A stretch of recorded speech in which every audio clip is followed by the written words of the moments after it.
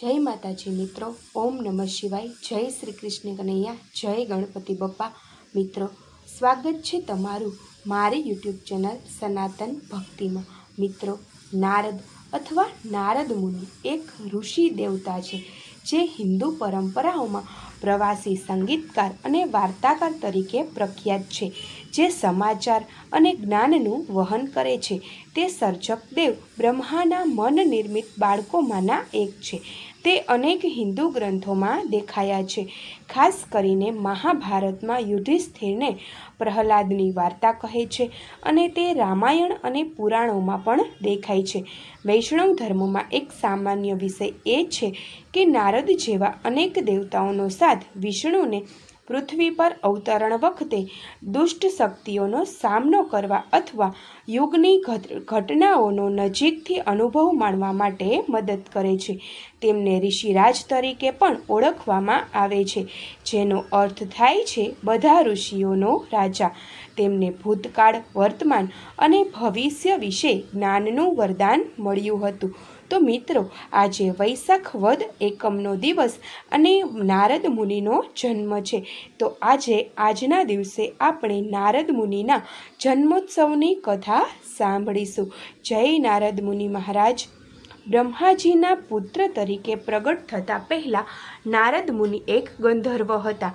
પૌરાણિક કથાઓ અનુસાર પોતાના પૂર્વજન્મમાં નારદ ઉપબહરણ નામના ગંધર્વ હતા. તેમને પોતાના રૂપનું બહુ અભિમાન હતું. એકવાર સ્વર્ગમાં અપ્સરાઓ અને ગંધર્વ ગીત, સંગીત અને નૃત્યથી બ્રહ્માજીની ઉપાસના કરી રહ્યા હતા. ત્યારે ઉપબહરણ સ્ત્રીઓ સાથે ત્યાં આવ્યા અને રાસલીલા કરવા લાગ્યા. આ જોઈ બ્રહ્માજી અત્યંત ક્રોધિત થઈ ઉઠ્યા અને તે ગંધર્વને શ્રાપ આપ્યો કે તે શૂદ્ર યોનિમાં જન્મ લેશે. ત્યારબાદ ગંધર્વનો જન્મ એક શૂદ્ર દાસીના પુત્રના રૂપમાં થયો. બંને માતા અને પુત્ર સાચા મનથી સાધુ સંતોની સેવા કરતા હતા. નારદ મુનિ બાળકના રૂપમાં સંતોનું એઠું ભોજન ગ્રહણ કરતા, જેનાથી તેમના મનના દરેક પાપ નષ્ટ થઈ ગયા. 5 વર્ષની ઉંમરમાં તેમની માતા મૃત્યુ પામ્યા. ત્યારે એ એકદમ એકલા થઈ ગયા. માતાના મૃત્યુ પછી દેવર્ષિ નારદે પોતાનું સમગ્ર જીવન ઈશ્વરની ભક્તિમાં લગાવવાનો સંકલ્પ કર્યો. કહેવાય છે કે એક દિવસ જ્યારે તે એક વૃક્ષની નીચે ધ્યાનમાં બેઠા હતા, ત્યારે અચાનક જ તેમને ભગવાનની એક ઝલક દેખાઈ અને તરત જ તે અદૃશ્ય થઈ ગઈ. આ ઘટના પછી નારદજીના મનમાં ઈશ્વરને જાણવાની અને તેમના દર્શન કરવાની ઈચ્છા પ્રબળ બની ગઈ. ત્યારે અચાનક આકાશવાણી થઈ કે આ જન્મમાં તેમને ભગવાનના દર્શન નહીં થાય, પરંતુ આગલા જન્મમાં તે તેમના પાર્ષદ બનીને તેમને પ્રાપ્ત કરી શકશે. આખરે એ સમય પણ આવ્યો કે જ્યારે તે બાળક નારદ મુનિ બ્રહ્મદેવના માનસ પુત્રના રૂપમાં પુનઃ અવતરિત થયા અને નારદ મુનિના નામે તમામ લોકમાં પ્રખ્યાત થયા. દેવર્ષિ નારદને શ્રુતિ સ્મૃતિ, ઇતિહાસ, પુરાણ, વ્યાકરણ, વેદાંગ, સંગીત, ખગોળ ભૂગોળ, જ્યોતિષ અને યોગ જેવા કેટલાય શાસ્ત્રોના પ્રખર વિદ્વાન માનવામાં આવે છે. દેવર્ષિ નારદના દરેક ઉપદેશોનો સાર એ છે કે સદૈવ સર્વભાવથી નિશ્ચિત થઈને માત્ર ભગવાનનું ધ્યાન જ ધરવું જોઈએ. તેમના જન્મની એક અન્ય કથામાં ભક્તિનું તત્વ કારણરૂપ બનેલું છે.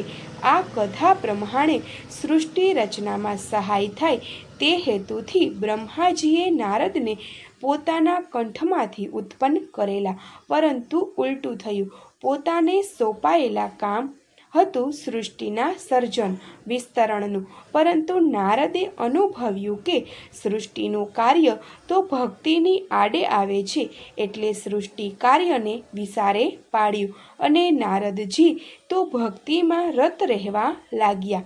આ જોઈ પિતા બ્રહ્મા ગુસ્સે થઈ ગયા અને શાપ આપ્યો, જેને કારણે ગંધર્વલોકમાં જન્મ થયો.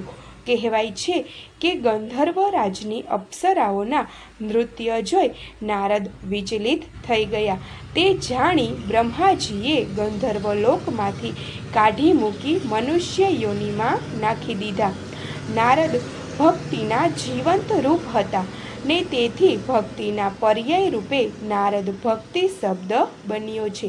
જન્મોની કથાઓ છોડીએ તો નારદજીને નારાયણ ભક્તિના પર્યાય તરીકે અને વિશ્વ પ્રવાસી તરીકે જ લોકોએ આત્મસાત કર્યા છે. એટલું જ નહીં, અનેક લોકોગીત કિંવદંત લોકવાયકાઓ નારદજીની આસપાસ વણાઈ ગઈ છે. દેવ વચ્ચે, દેવદાનવ વચ્ચે, રાજા વચ્ચે વિવાદ સર્જનારા નારદજી બેવડી ઢોલકી બજાવનાર તરીકે પણ વગોવાયા છે. આમ જોવા જાવ તો નારદજી આવા કાર્યો દ્વારા, વિવાદો દ્વારા સત્યને ઉજાગર કરનારા હતા. સત્યને પ્રસ્થાપિત કરવાની આ તેમની કઠોર રીત હતી. આમ છતાં તેમના આવા શુદ્ધ હેતુને કારણે કંઈકને લડાવનાર નારદજી બધાને ખૂબ જ પ્રિય રહ્યા હતા.